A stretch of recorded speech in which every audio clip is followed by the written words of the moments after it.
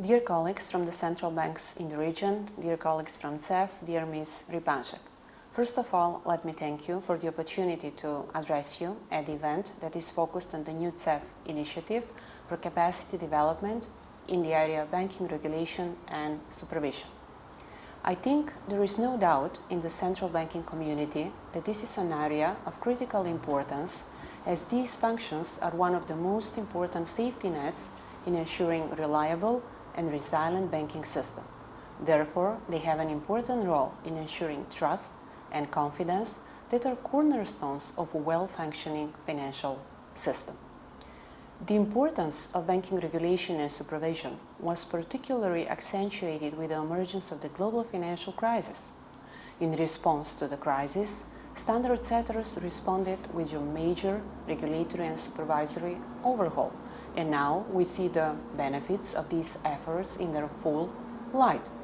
Regulatory and supervisory repair throughout the previous decade has boosted the resilience of our banking systems and enabled them to weather the pandemic storm relatively well.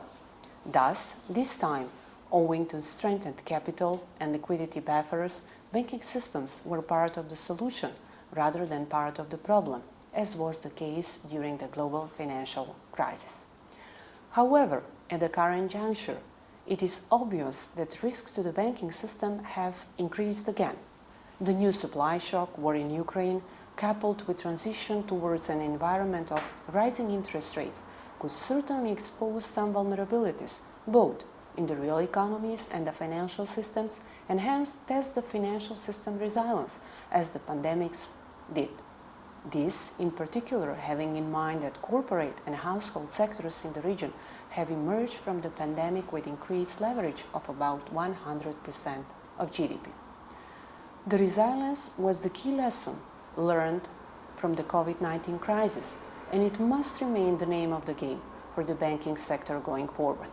And resilience is all about prudent risk management and strong capital positions to support the risk-taking, which in turn requires strong regulatory and supervisory framework.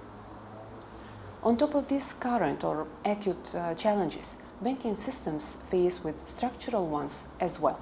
Supporting green transition and fintech innovation are only some of them. Of course, regulators cannot play the main role in supporting green transition, which rests with other policymakers, but they can contribute to increasing awareness and proper assessment and provisioning for the risks.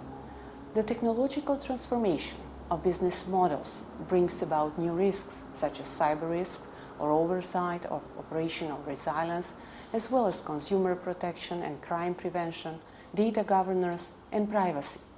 The highly dynamic and complex environment where the private sector innovates extensively in the area of finance requires from regulators to keep pace and be a front-runner in some aspects.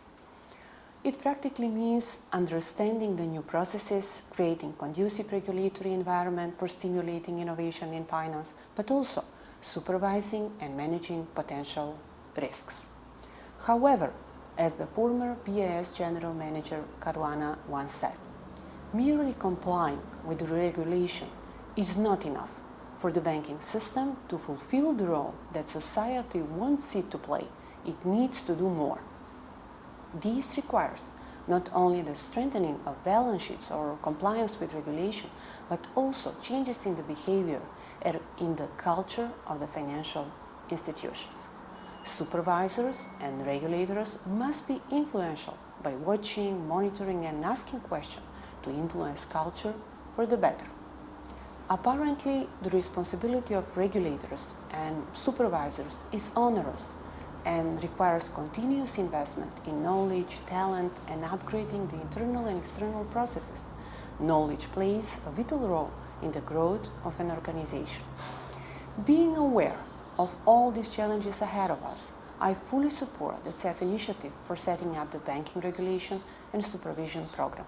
This will enable creating a platform for exchange of experience and good learning practices, and thus help us better adapt and give adequate response to the multiple and ever-changing dares. In this vein, let me finish with a quote by Algarotti. Knowledge is a commodity to be shared. For knowledge to pay dividends, it should not remain the monopoly of the selected few. Wishing you all very successful event. Thank you.